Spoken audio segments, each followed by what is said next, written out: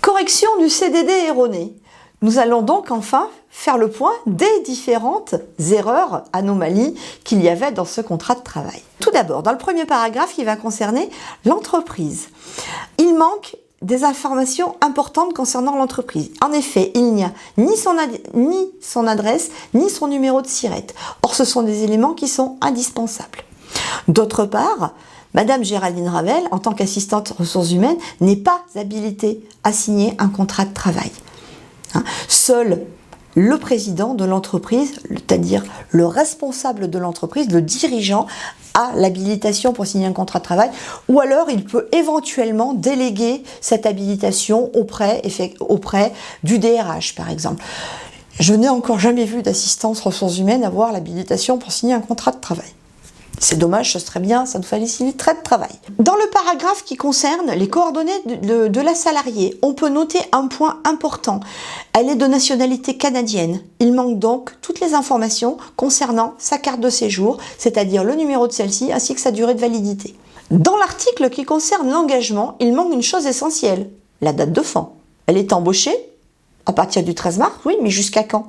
Ce n'est pas indiqué, cela devrait l'être. D'autre part, une télévendeuse n'est pas de statut ouvrier, elle est de statut employé. Idem dans le paragraphe suivant. Il y a une date de début, il n'y a pas de date de fin. Cela est fortement problématique. Nous avons ici le cas précis de la chose que nous n'avons pas le droit de faire, c'est-à-dire de faire un seul et unique contrat pour embaucher 3 personnes successives en congé payé.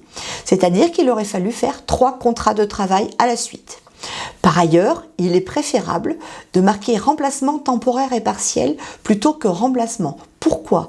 Pour déjà en premier lieu coller à la réalité. Il est rare qu'une personne en CDD remplace à 100% une personne, un titulaire. Sinon, il faudrait bien évidemment qu'elle soit rémunérée au même taux et au même salaire que le titulaire.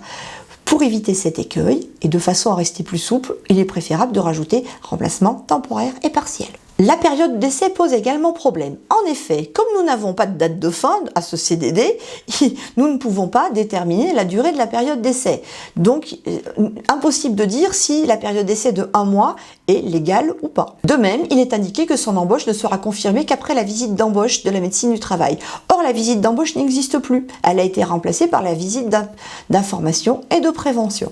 Un peu plus loin, dans le chapitre concernant les absences, il est indiqué que Madame Guérin est tenue de justifier son absence dans les 24 heures. C'est faux, c'est un délai de 48 heures qui est imposé pour toute justification d'absence.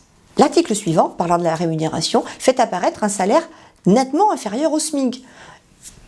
Donc, il n'est pas possible d'indiquer un salaire inférieur au SMIC. Le salaire qui doit être indiqué, c'est toujours le salaire brut, ce n'est jamais le salaire net sur un contrat de travail, et il doit bien évidemment faire l'objet du SMIC ou de la rémunération minimum conventionnelle.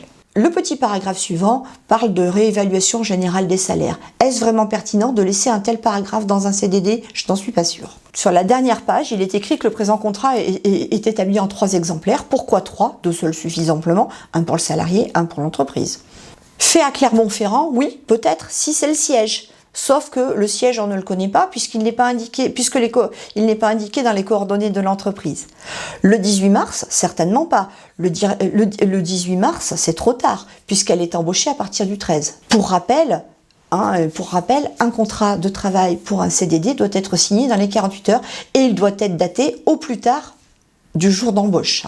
Il devrait être daté du 13 mars au plus tard. Et bien évidemment, Madame Géraldine Ravel n'est absolument pas habilitée à signer un tel contrat.